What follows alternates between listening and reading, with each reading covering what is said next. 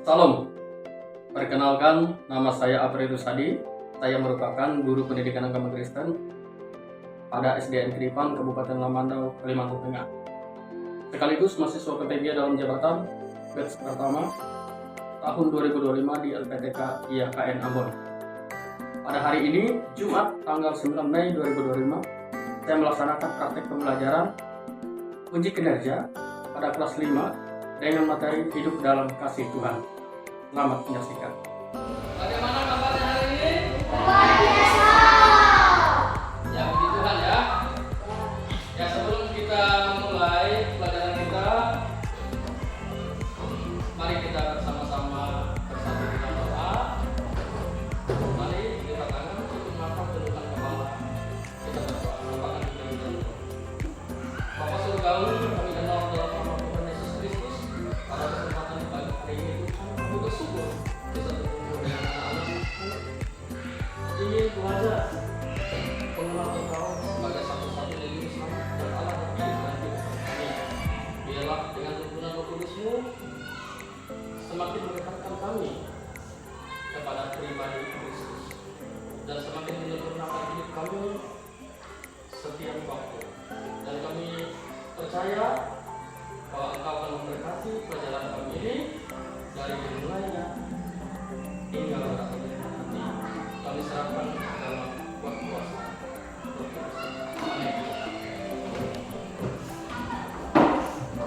Ya, bagaimana pelajaran kemarin, masih ingat?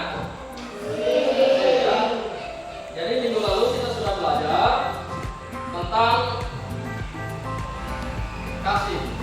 Jadi Bapak ingin mengulangi apa yang sudah kita pelajari supaya apa yang kita pelajari itu bisa kita terapkan di dalam kehidupan kita.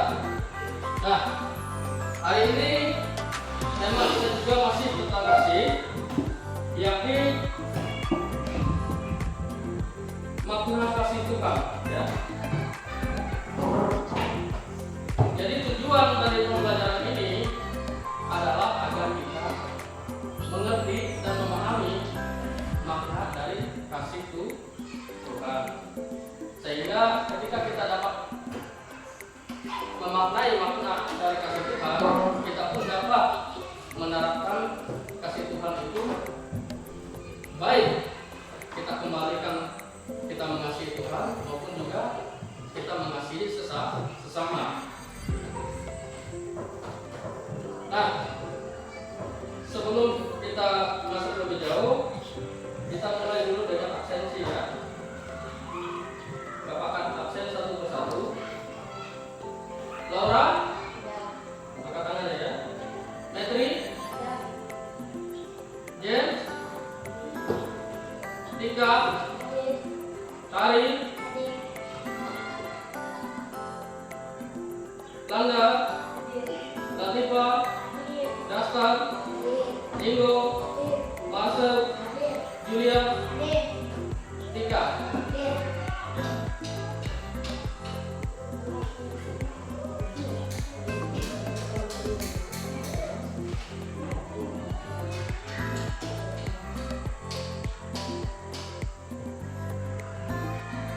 Nah, kita masuk kepada materi.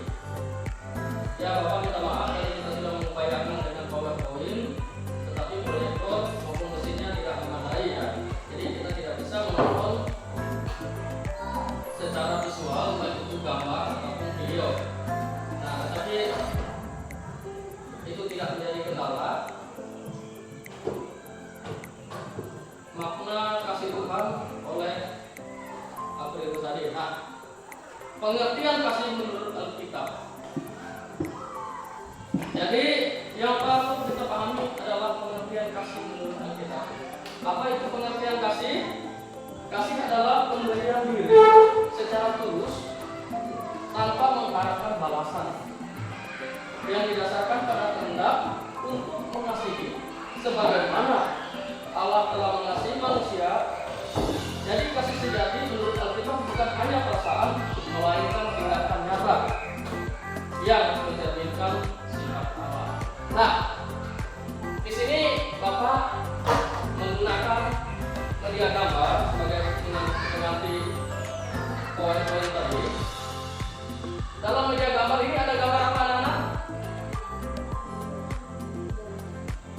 Ada orang yang terluka, dan ada orang yang menolong. Nah, ini bercerita tentang ada seorang Yahudi. Dia ini seorang pedagang. Ketika dalam perjalanan melewati tempat yang sempit dan tempat itu juga sepi di pinggir jurang, dia dirampok oleh orang-orang yang jahat. Nah, harta-hartanya dirampas, tubuhnya dipukuli, dia luka-luka, bahkan hampir kehilangan nyawa. Dalam cerita ini di Alkitab diceritakan bahwa ada imam yang lewat melihat dia, tetapi imam itu tidak peduli. Imam itu mungkin kalau sekarang sama seperti pendeta atau pastor, ya. Dia lihat, tetapi karena takut juga dia dirampok, akhirnya dia tidak berbelas kasih dan membiarkan saja. Nah, terus juga ada juga orang Yahudi lain, itu seorang pedagang juga. Dia melihat, oh, ada orang terluka, habis dirampok, jangan-jangan perampoknya masih di sini. Jadi akhirnya biarpun orang itu berteriak dengan suara yang tersisa, dia juga tidak berani menolong. Sampai akhirnya ada orang Samaria. Jadi cerita ini adalah cerita tentang orang Samaria yang baik hati. Orang Samaria itu adalah orang Yahudi yang sudah berkawin campur dengan orang-orang di luar Yahudi. Jadi mereka di dalam pergaulan masyarakatnya, mereka dianggap orang nomor sekian. Jadi karena mereka sudah bercampur darah, sedangkan orang Yahudi merasa bahwa turunan mereka adalah yang paling sempurna, merupakan pilihan Tuhan yang paling mulia. Jadi mereka tidak mau terjadi kawin campur, sehingga mereka akan memandang rendah orang-orang selain dari suku bangsa mereka. Tetapi apa? Kebaikan bisa muncul dari mana saja, bahkan dari orang yang kita anggap bukan dari seperti ini tadi orang Samaria, bukan dari orang yang dikatakan orang. Nah, artinya kasih itu bukan hanya perkataan, bukan hanya ketika imam berdiri di atas mimbar dia berkata kasih, bukan juga seperti pedagang atau pengusaha yang kaya atau saudagar yang kaya yang membagi harta. Tetapi di balik itu juga ada sesuatu keuntungan yang ingin dicari. Tetapi kasih menyapa seperti orang Samaria ini, dia merawat dengan tulus, membawa orang ini ke penginapan, dan dia bahkan membayar biaya penginapan. Tolong rawat orang ini sampai sini, nanti semua biaya aku yang tanggung. Demikian tertulis di Alkitab. Ya, luar biasa kan? Jadi Tuhan bisa mengatur hati siapa saja yang mau membukakan dirinya, sehingga kasih Tuhan itu bisa bertahan di dalam diri kita masing-masing. Nah, berikutnya bentuk-bentuk kasih dalam kehidupan sehari-hari. Itu di dalam 1 Korintus 13 ayat yang pertama sampai ayat yang ke-13. Ada yang pernah baca Alkitab tentang kasih? Nah, sekarang apa tanya? Menurut kamu kasih itu apa? Kasih itu sabar. Julian, kasih itu apa Julian?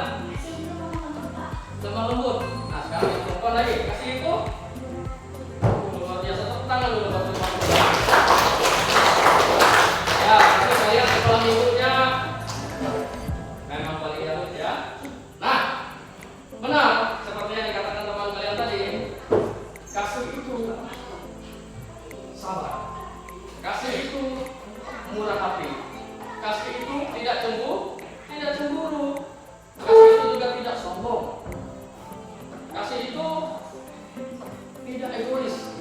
hanya mementingkan diri sendiri. Kasih juga tidak pemarah. Jadi kalau orang yang suka marah-marah, keseringan marah daripada keseringan senyum, itu juga artinya dia tidak ada kasih. Tapi jangan kalau orang marah karena kamu memang salah, karena ingin kamu menjadi lebih baik, kamu bilang, oh bapak tidak ada kasih, oh ibu guru tidak ada kasih. Jadi kasih bukan begitu ya. Kasih juga perlu ada disiplin di dalamnya. Nah, kasih tidak mendendam. Artinya jangan kita menyimpan kesalahan orang lain. Habis itu kasih juga bersimpati dan berempati, sama seperti orang Samaria tadi. Yang ditolong ini keluarga bukan, temanku bukan, bahkan bisa dikatakan dari orang atau kaum yang selalu menghubungi mereka. Tapi kasih yang ada di dalam hati orang Samaria itu menembus batas. Dia tidak memandang suku, dia tidak memandang kepercayaan, dia hanya melihat bahwa Tuhan juga mengasihi orang itu. Maka sepatutnya pun aku mengasihi. Nah, habis itu kasih itu menyukai kebenaran. Di mana ada kebenaran, di situ juga ada kasih. Nah, kasih juga beriman teguh serta memiliki pengharapan. Kasih itu tekun dan juga setia. Ya. Jadi kita tekun, baik dalam kesukaran, baik dalam kita. Jangan menyerah. Kita baik dengan orang jahat dengan kita. Jangan merubah diri kita, tapi harus tetap baik. Jangan merubah dirimu menjadi buruk, karena Tuhan itu sudah menjadikan kita baik. Ya. Jangan menjadikan dirimu buruk, menyamakan dirimu dengan orang lain. Tuhan sudah menjadikan dirimu ciptaan baru. Tuhan sudah mengasihimu. Kalau orang jahat kepada kamu, jangan sampai kejahatan orang melukai diri. Kalau kita baik, tetap pertahankan itu baik. Kalau kita benar, tetap pertahankan itu benar. Jangan kita berubah kalau orang tidak baik. Jangan kita berubah kalau orang tidak benar.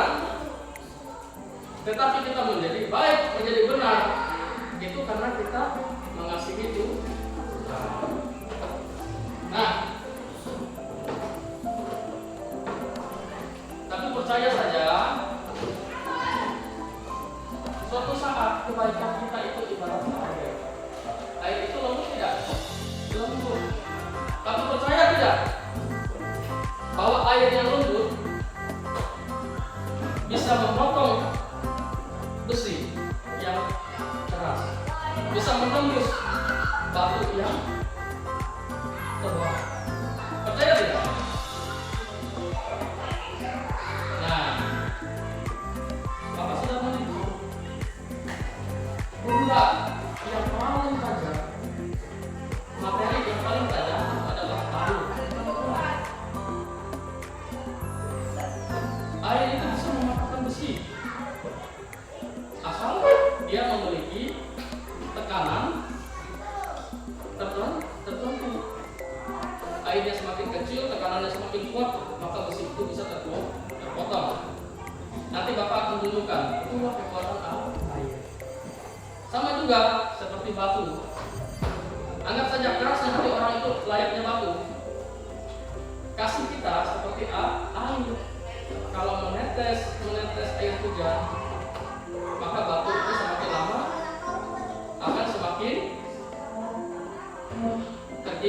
terkikis. Artinya, kalau orang memiliki sikap hati yang tidak baik dengan kita, namun kita selalu membalas dengan kebaikan, pasti lambat laun orang itu juga akan lembut hati. Orang ini aku sudah marah, sudah muka tidak suka, tapi dia baik, dia nggak ambil hati.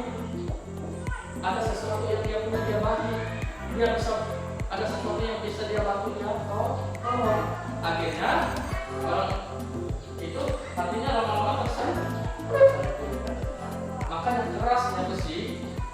maunya baku, itu juga bisa terkikis dan terkotor. Karena kebaikan itulah kekuatan kasih, ya. Nah, sebagai penutup, Bapak akan bacakan satu kitab, yakni di dalam 1 Yohanes pasal yang keempat ayat yang ke-8. Firman Tuhan berkata demikian, dengarkan camkan baik-baik. Barang siapa tidak mengasihi, ia tidak mengenal Allah, sebab Allah adalah kasih. Bapak ulangi, barang siapa yang tidak mengasihi, ia tidak mengenal Allah, sebab Allah adalah kasih. Jadi kalau kita mengasihi, artinya kita berasal dari Allah. Kalau kita tidak tahu cara mengasihi, berarti bisa dipertanyakan, kita ini Tuhan ciptakan dari apa? Apakah dari tanah sengketa atau tanah perang? Ya, mau kalian diciptakan dari tanah sengketa? Tidak kan? Atau dari tanah perang? Atau dari tanah kuburan? Ya tidak. Tapi kita bukan butuh dengan hati-hati, dengan penuh kasih. Itulah yang membedakan kita dari ciptaan Allah.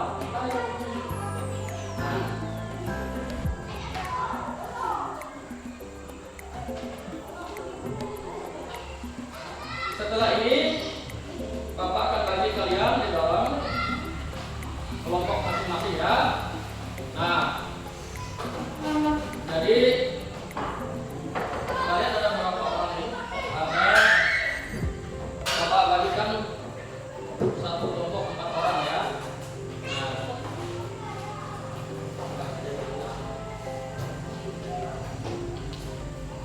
Nah, nanti silakan dikerjakan secara kelompok. Tugasnya yakni bacalah ayat Alkitab dari 1 Korintus pasal yang ke-13 ayat yang pertama sampai 13 dan jawablah 3 pertanyaan. Yang pertama, apa makna kasih menurut ayat tersebut? Yang kedua, sebutkan 3 contoh tindakan kasih yang pernah kamu lakukan. Dan yang ketiga, mengapa penting untuk menunjukkan kasih kepada sesama. Ya.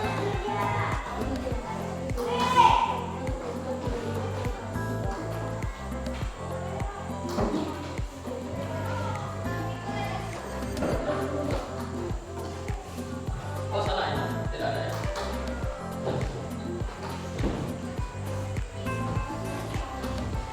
Ya. Jadi kesimpulannya adalah hiduplah di dalam kasih, sama seperti Tuhan Yesus sudah mengasihi kita. Dia tidak memandang dosa dan kesalahan kita, tapi Ia rela memberikan dirinya bagi kita. Jadi sudah sepatutnya kita juga harus mengasihi Tuhan dengan sepenuh hati, sama seperti firman Tuhan katakan, kasihilah Tuhan Allahmu dengan segenap hatimu, dengan segenap jiwamu, dan dengan segenap budimu.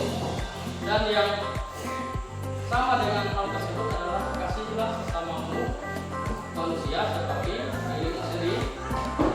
Jadi kalau kita berkata kita mengasihi Tuhan, akan terjamin dari bagaimana kita mengasihi sesama. Ya, mari kita mengakhiri pelajaran kita. Kita berdoa.